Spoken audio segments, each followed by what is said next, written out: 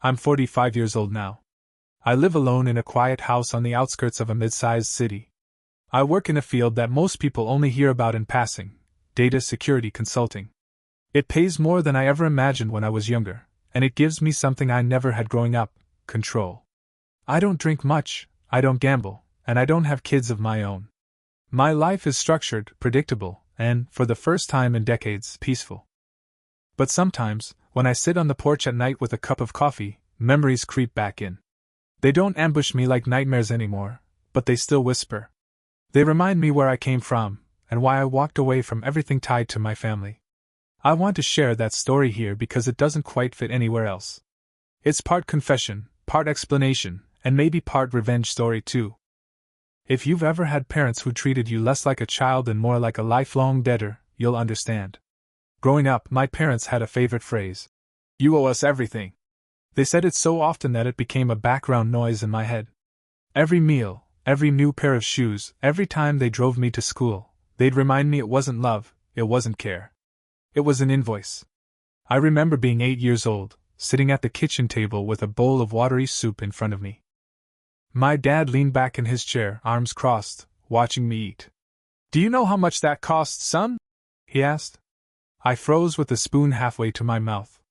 I don't know," I said. $2.47. That's what that meal cost. Money your mother and I earned. Money we didn't spend on ourselves. Remember that. One day, you'll have to pay us back for all of this." My mom chimed in without looking up from her magazine. "Don't let him forget, Jack. Kids these days think food grows on trees." I was 8. I didn't even know what $2 really meant. But I nodded like I understood, because that's what you did in my house. You nodded, you agreed, and you absorbed the guilt like a sponge. By the time I was 12, it wasn't just meals. It was everything. School supplies? That's $50 you'll owe us someday. A trip to the dentist? Better appreciate that filling, it's coming out of your future paycheck. Even heat in the winter became part of the tally. Do you know how much it costs to keep this house warm for you? There was a constant ledger hanging over me, invisible but heavy. My parents weren't rich. We lived in a rundown house with peeling paint, mismatched furniture, and a furnace that broke down every other winter. They worked blue-collar jobs, my dad at a machine shop, my mom as a cashier. But instead of struggling together as a family, they weaponized every dollar against me. And the thing is, they weren't doing it because they were struggling to survive. They did it because it gave them power. It let them remind me, daily, that I was a burden. When I hit my teenage years, the manipulation sharpened. My dad started using the word debt more formally. "You're racking up quite a bill, you know," he'd say whenever I asked for something as basic as new shoes for gym class. "By my count, you'll be working half your life just to break even with us." One night, when I was about 15, I overheard them talking in the living room. They thought I was asleep, but I was sitting on the stairs. My mom said, "When he graduates, we'll have him chip in. Rent, utilities, groceries. Time he learns to give back." My dad grunted in agreement. "He thinks he's leaving at 18? Not until he pays us back. That boy owes us his life." I sat there in the dark, clutching the railing, and felt something cold sink into me. It was the first time I truly understood. They didn't see me as their son. They saw me as an investment. An account they'd poured money into, expecting dividends. What made it worse was the guilt tripping. If I ever pushed back, even a little, they'd switch tactics. My mom would get teary-eyed and say things like, "After everything we've done for you, this is how you treat us?" My dad would go quiet, sulking for days, muttering things like, "Ungrateful kid. Doesn't know the value of $1. And when you're a teenager, when your whole sense of self is still being built, you start to believe it. I really thought I was selfish. I thought I owed them. Every good grade, every chore, every dollar I tried to earn mowing lawns, it all felt like drops in a bottomless bucket I could never fill. There was one incident that burned itself into my memory. I was 16 and had just gotten my first part-time job at a fast food place. I was proud of it. It was greasy, exhausting work, but it was mine. I got my first paycheck, $86 and some change, and I couldn't wait to buy something small for myself. When my dad saw the envelope, he snatched it from my hand. "What's this?" "My paycheck," I said cautiously.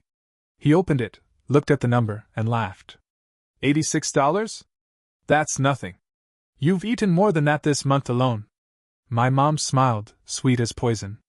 Why don't you just give it to us, honey? Start paying down your debt early. That way you'll get used to it. I stood there, my fist clenched, but I handed it over. Because in that house, resistance meant punishment. Silence treatments. Doors slammed. Or worse, lectures that stretched for hours, tearing me down until I felt like nothing. That was the night I realized, if I stayed, I'd never escape. My life would belong to them forever. At the time, I didn't know how I'd get out. I didn't have a plan. But something in me hardened. A quiet vow took root: the day I turned 18 I'd leave. And I would never, ever give them what they wanted. Not love, not loyalty, not the satisfaction of owning me. And one day, decades later, I'd give them something else entirely. The summer before I turned 18, I counted the days like a prisoner scratching lines on a cell wall. My parents didn't know it, but I was already packing in secret. Old duffel bags stuffed under my bed, filled with worn clothes and thrift store notebooks. I had maybe $200 saved from part-time jobs, hidden in a sock behind a loose panel in my closet. Every time I slipped another crumpled bill in there, I felt both triumphant and terrified. If they found it, they'd take it. They always took. The day I finally left was quiet, almost anticlimactic. My birthday came and went, and when August rolled around, I told them I was moving out, temporarily, to stay with a friend near campus. I wasn't enrolled in college yet, couldn't afford it, but I lied. I made it sound like I had a plan. My dad squinted at me, arms crossed. And how do you plan on paying for this little adventure? With my job, I said. My voice shook, but I held his gaze. He smirked. Don't come crawling back when the bills pile up. You still owe us plenty. My mom sighed dramatically, shaking her head like I'd broken her heart. Ungrateful. After all we've sacrificed. I didn't answer. I just carried my bags out the door. My hands were trembling, but each step away felt like oxygen rushing back into my lungs. That night, I slept on a friend's couch.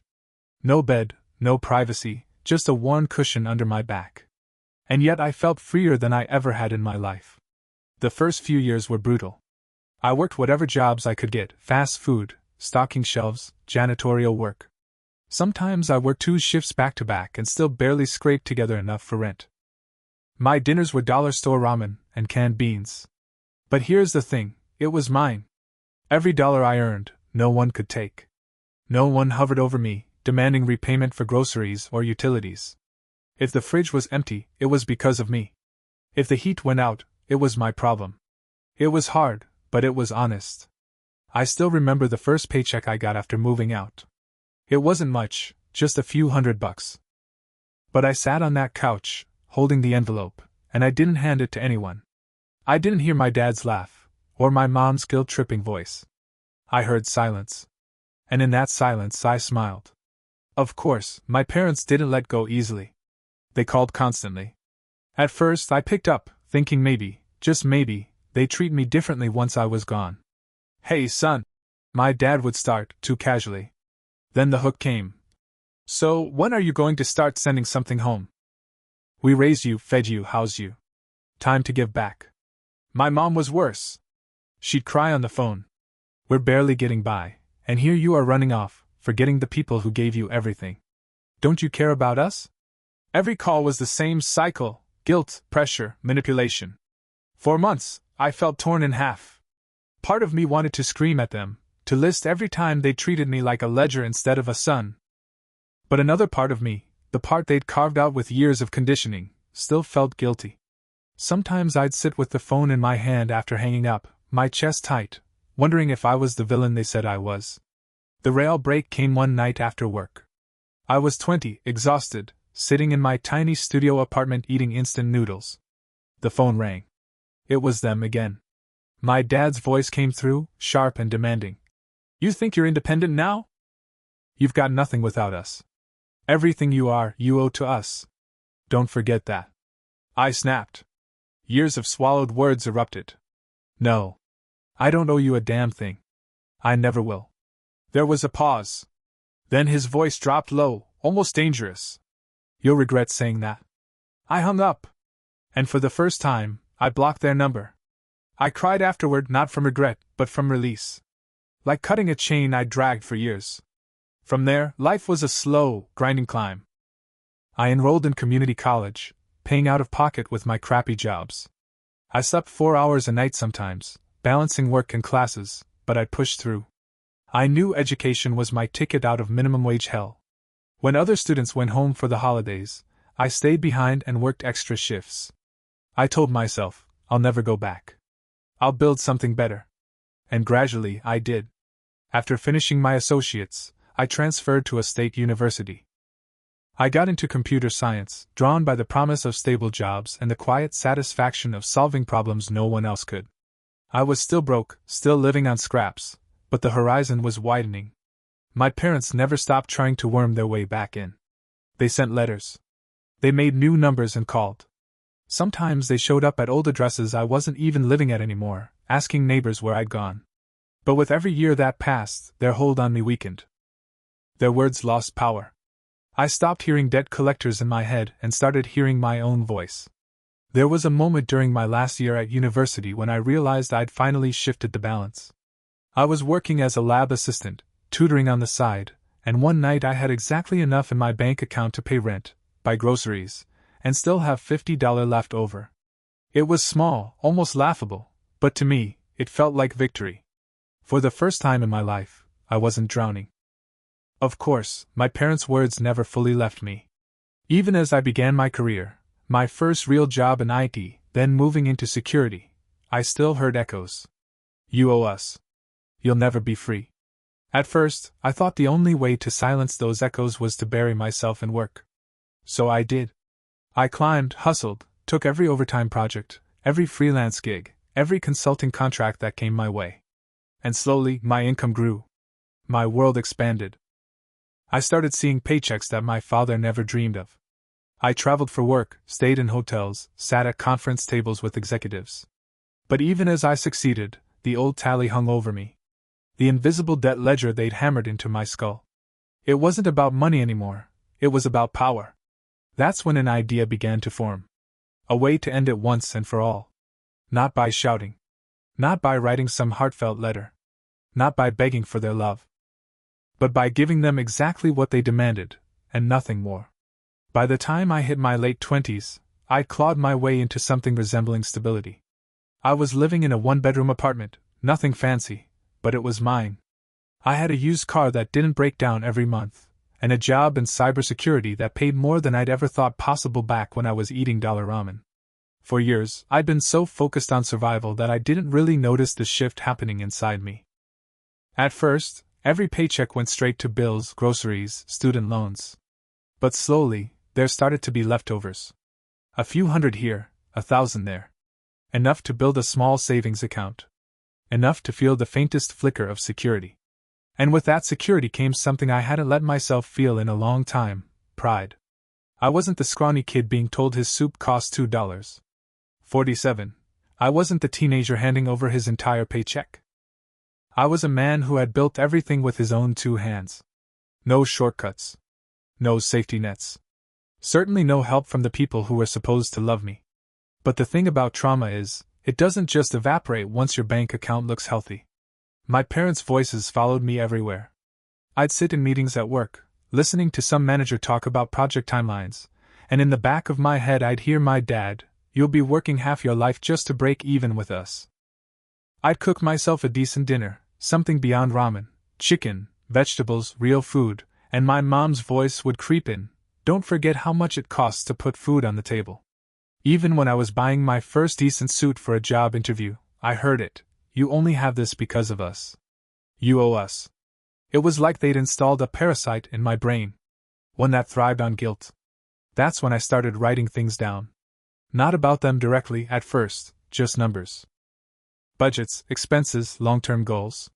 I found that the more I tracked, the more control I felt. Somewhere in that process I remembered the ledger my parents had always talked about. All those years of, "You'll have to pay us back." And I thought, fine. Let's see what that actually looks like.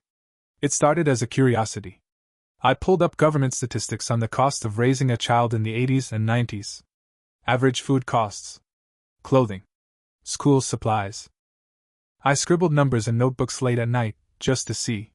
But the more I added it up, the more it shifted. It wasn't curiosity anymore. It was the seed of something bigger. A way to quantify all the threats, all the guilt trips, all the invoices they'd shoved down my throat. They'd turned love into a transaction. So maybe the only way to kill it was with a transaction. Meanwhile, my career kept climbing.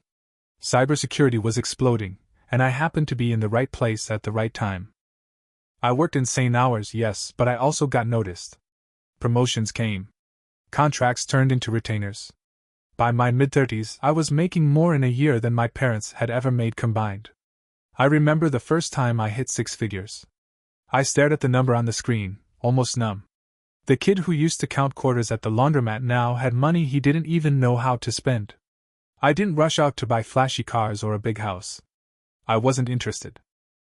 Instead, I invested, saved, kept my life modest. The real wealth for me wasn't stuff, it was distance. Distance from ever having to rely on anyone again. My parents, of course, didn't stop trying. Over the years, they found ways to reach out. Letters, voicemails, even an email once where my mom actually attached a spreadsheet she'd made of expenses they'd incurred while raising me. No joke.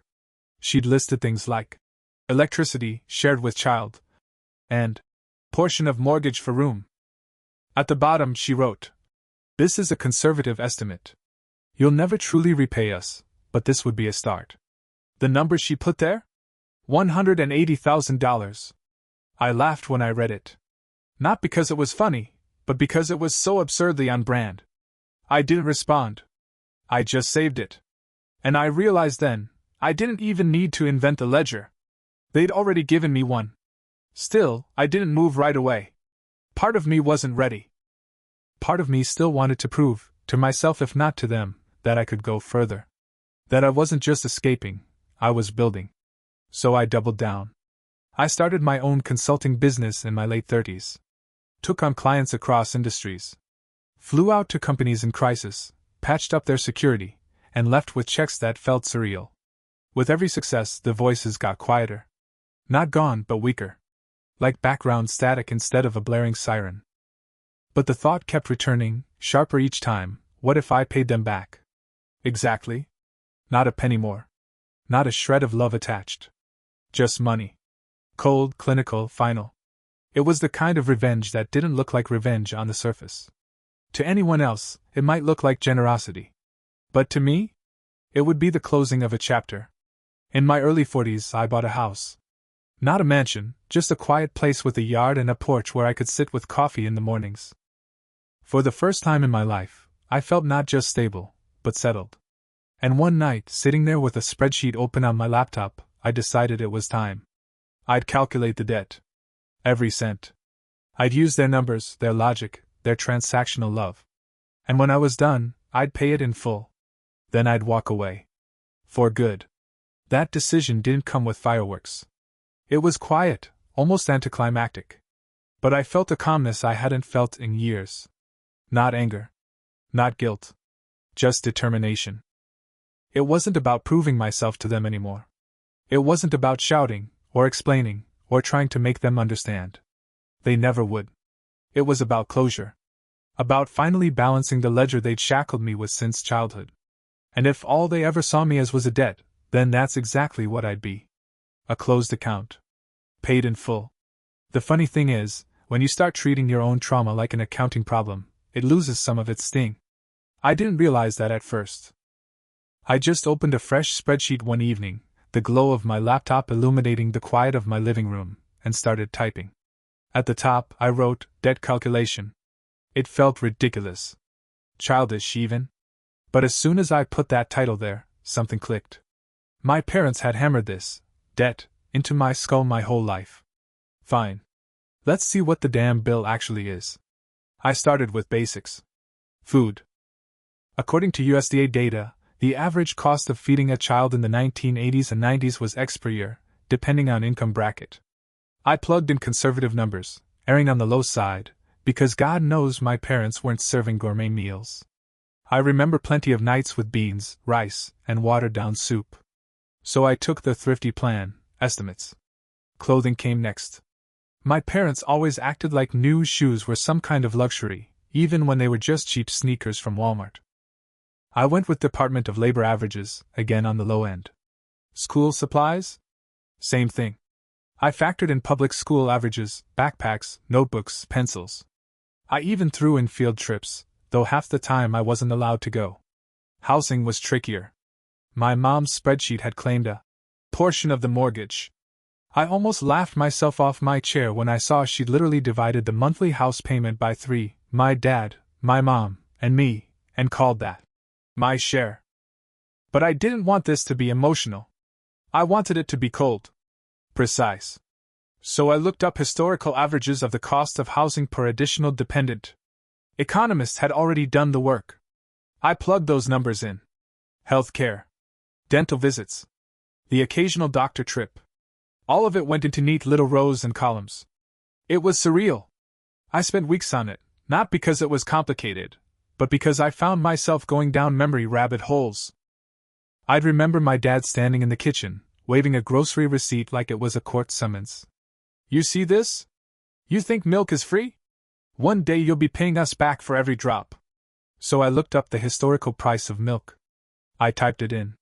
I'd remember my mom sighing as she bought me a $10 binder for school, muttering, "There goes another thing we'll never see back from him."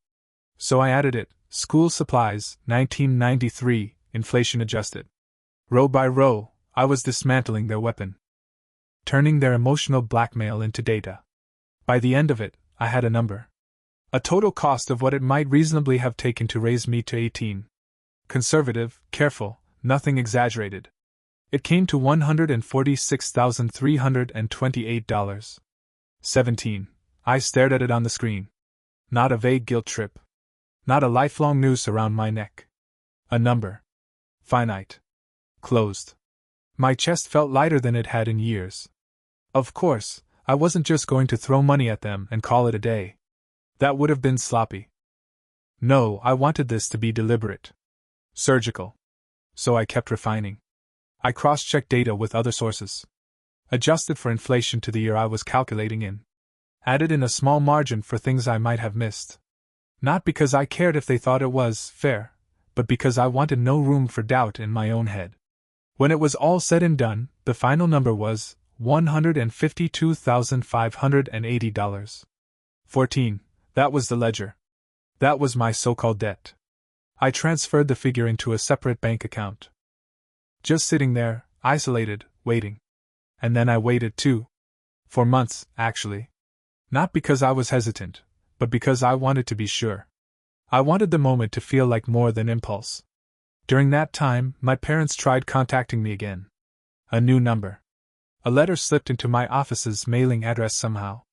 My dad's handwriting scrawled across the envelope. Family matters, urgent. I didn't open it.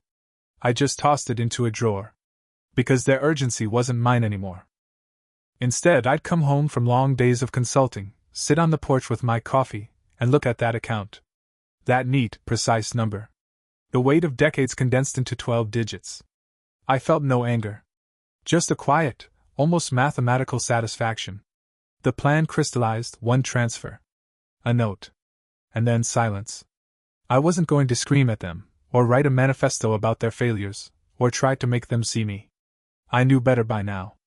They'd twist anything I said. They'd spin it back on me. So I wouldn't give them words. I'd give them money. Exactly what they claimed I owed. Nothing more.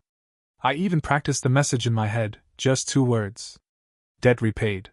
That would be the last thing they ever got from me. In the meantime, I built the rest of my life with quiet consistency. I worked with clients across the country.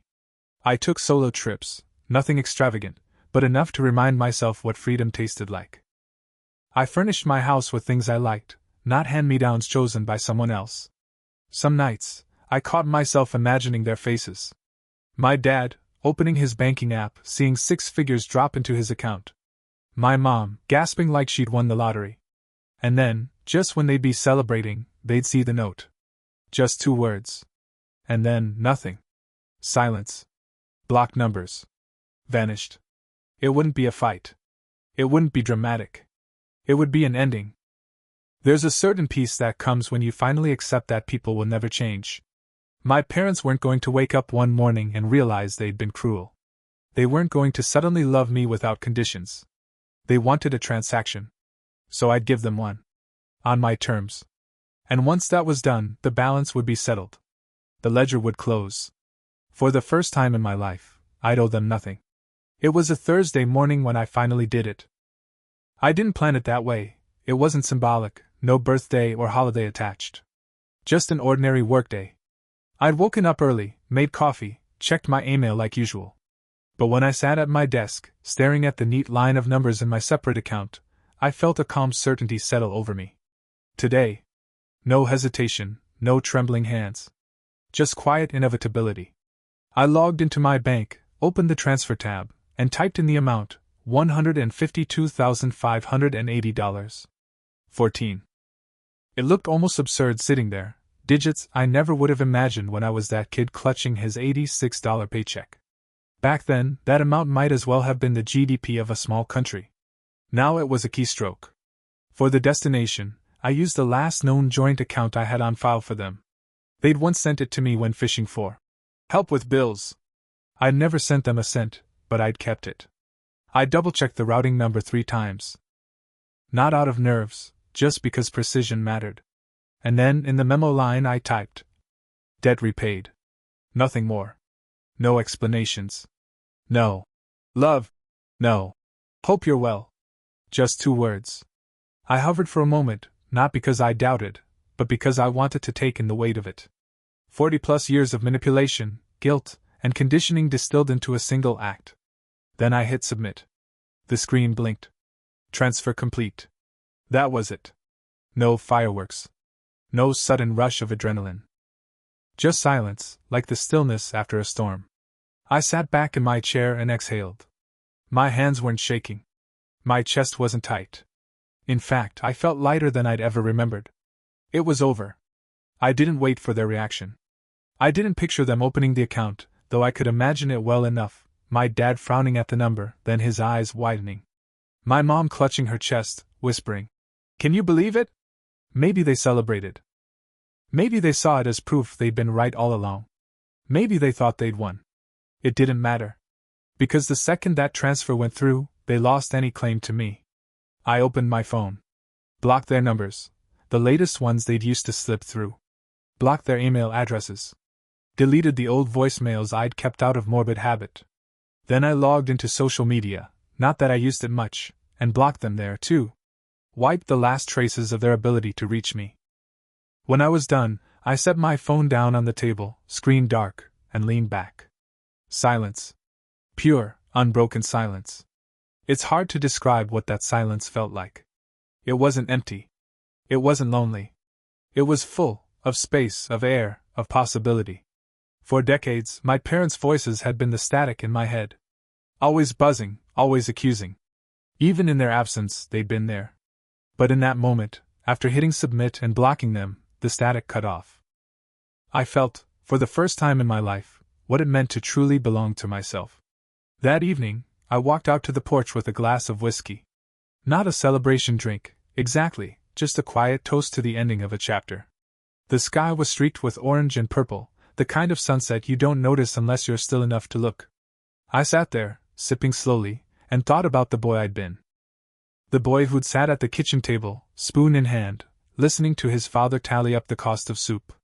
The boy who'd handed over his first paycheck, trembling with anger and shame. The boy who'd listened on the stairs as his parents plotted to keep him chained with debt.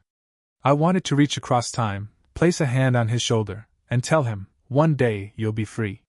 One day you'll pay them back, not because you owe them, but because it's the cleanest way to end it. I went to bed that night and slept more deeply than I had in years. No dreams of ledgers, no guilt. Just rest. The next morning, I woke up to a handful of missed calls and voicemails from numbers I didn't recognize. I didn't listen. Didn't need to. Whatever they had to say, gratitude, outrage, demands for more, it wasn't mine to carry anymore. I deleted them all. People talk about revenge like it's supposed to feel fiery, like a triumphant scream in the face of your oppressors. But the reality? For me, it was quiet. Surgical. No raised voices. No slammed doors. Just money in an account, a note, and silence. The irony is, my parents probably think they won. They probably tell themselves they finally got what they deserved from me. But the truth is, what they got was nothing more than a closed tab. No relationship, no love, no son to lean on in their old age. Just the money they'd demanded, stripped of everything else. And me? I got peace. That's the thing they'll never understand. Love isn't a transaction. Parenthood isn't an invoice. The moment they turned me into a debt, they guaranteed this ending. And now, finally, the ledger is closed. The days after the transfer were strangely uneventful. You'd think something so final, so heavy with history, would reverberate like a thunderclap. But it didn't. Friday morning came. I made coffee, opened my laptop, went through client reports. Work emails, calendar invites, project deadlines. The world didn't care that I just severed a 45-year chain. The world moved on. And that was the beauty of it. Life continued. Quietly. Smoothly. The only disruptions came from unknown numbers lighting up my phone. At first, I checked them out of habit. 5 missed calls before noon. A couple voicemails, each one no more than a few seconds of muffled breathing or a sharp, clipped, "Call us back." I didn't. I blocked them.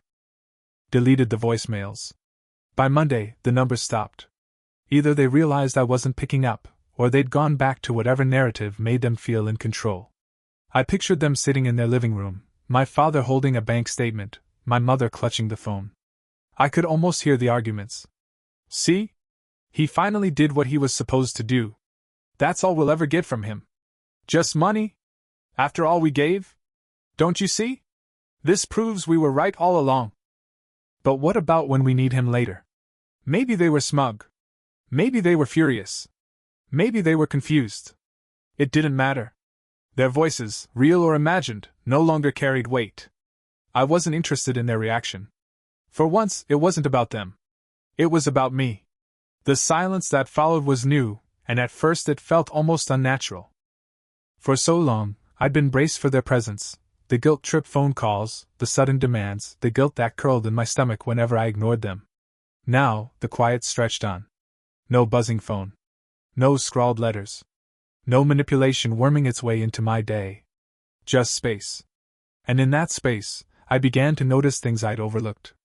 Like how peaceful my house felt when I cooked dinner in it, no one hovering over me with a receipt in hand. Like how satisfying it was to spend money without a voice in the back of my head telling me I was wasteful, that I'd never repay what I owed. Like how good coffee tasted when you weren't drinking it under the weight of someone else's tally. There were moments when I caught myself waiting for guilt to come creeping back. But it didn't. Not this time. The transfer had closed something deep inside me.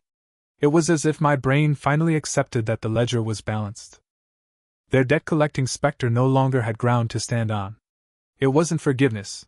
I don't forgive them, and I never will. But it was finality. And that was enough. Months passed. Work stayed steady. My consulting firm expanded.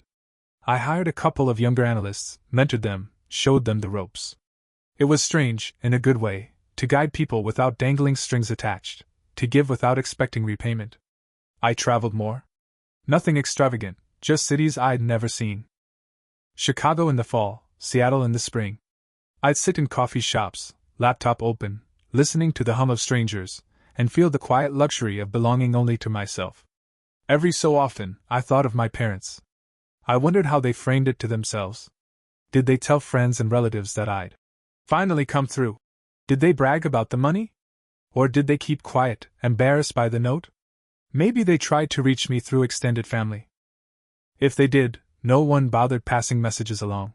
My circle had shrunk, but it was solid. People I chose, not people I was chained to. There's one memory that stands out from that period. About 2 months after the transfer, I was cleaning out some old boxes in my office. Papers, receipts, notebooks from college. And tucked between them, I found a folded scrap of paper in my mom's handwriting. It was a reminder, note she'd once slipped into my bag when I was leaving the house as a teenager. Don't forget you still owe us. Everything you do, remember where you came from. I sat there staring at it for a long while. My first instinct was anger, a flash of heat in my chest. But it faded quickly, replaced by something quieter. Pity. That was her whole worldview, boiled down to a sentence. Love as leverage. Parenting as a bank loan. Affection with interest. I put the note through the shredder. Watched the words turn into strips of nothing. And I smiled. Life after repayment wasn't dramatic. It wasn't a Hollywood ending where I stood on a mountaintop shouting my freedom. It was subtle. Incremental. It was waking up without dread. It was answering the phone without bracing myself. It was knowing I could walk into a grocery store, buy a cart full of food, and not have anyone demand reimbursement. It was peace. I think that's what made it satisfying. My parents wanted the repayment to be my burden, my punishment, the noose they kept tightening around my neck. But when I turned it into a single act on my terms, I transformed it. What they saw as control became my liberation. In their eyes, they might think they won. But I know the truth. They don't have me. They never will again. All they have is a bank transfer. A cold number on a statement. And me? I have my life back. Sometimes people ask me if I'll ever regret cutting them off. If I'll feel guilty when they get older, when they need someone. But here's the thing, they already made their choice.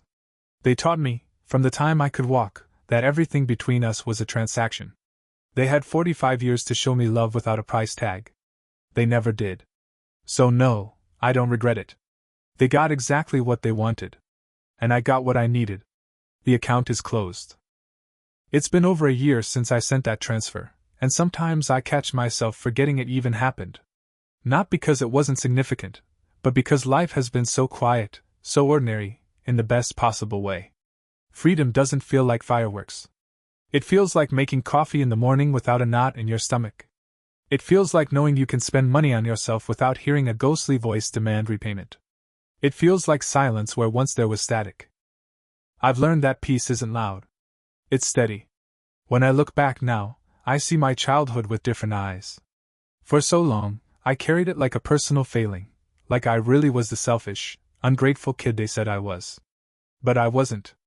I was just a child. And children don't owe their parents anything beyond being children. That's the part one wish I could tattoo across the sky for every kid who's ever been told otherwise. Love is not a debt. If your parents constantly remind you that you're a burden, that you'll owe them for every meal and every roof over your head, that isn't love. That's control. That's ownership. And it poisons you from the inside out. But poison can be extracted. It takes time, years even, but you can cut it out. Sometimes I imagine sitting across from my younger self, maybe that 16-year-old kid handing over his first paycheck, eyes burning with humiliation. I'd tell him, you'll get out. You'll build something better. You'll work hard, harder than anyone should have to, but you'll survive. And one day, you'll have more than survival. You'll have freedom.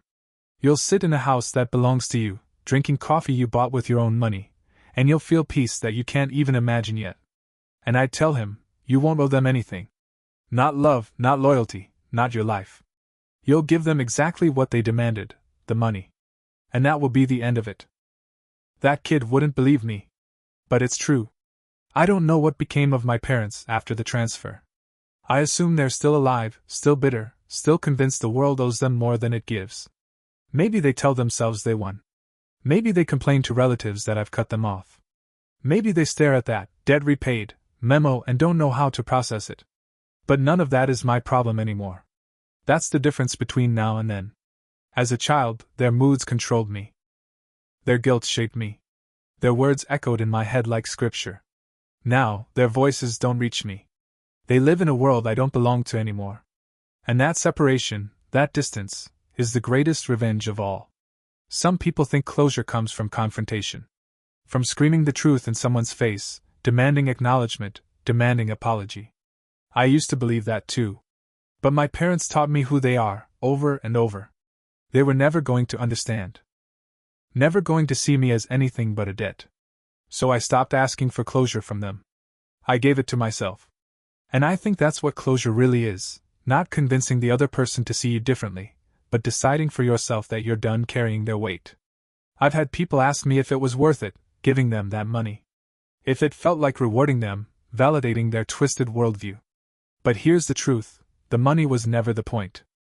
I could have kept it, invested it, bought something fancy. But money comes and goes. Peace stays. That transfer wasn't a gift to them, it was a scalpel for me. A clean cut, severing the last tether. And when you've been chained for decades, freedom is worth any price. There's an irony I savor sometimes. My parents believed that debt was forever, that it would bind me to them until their dying breath. But in reality, it was the debt that freed me. By paying it off, on my terms, in my way, I proved them wrong.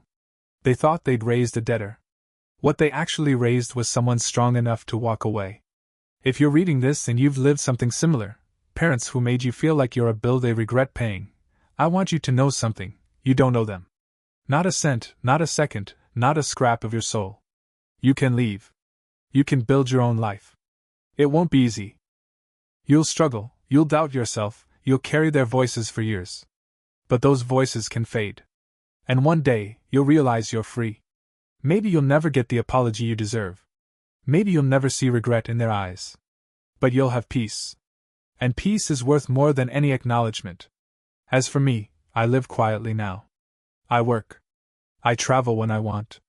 I spend time with people who don't treat relationships like transactions. I've learned to cook meals that don't taste like obligation. I've learned to buy clothes without guilt. I've learned that a home isn't just a roof over your head, it's a place where you can breathe without fear of someone tallying the cost of the air.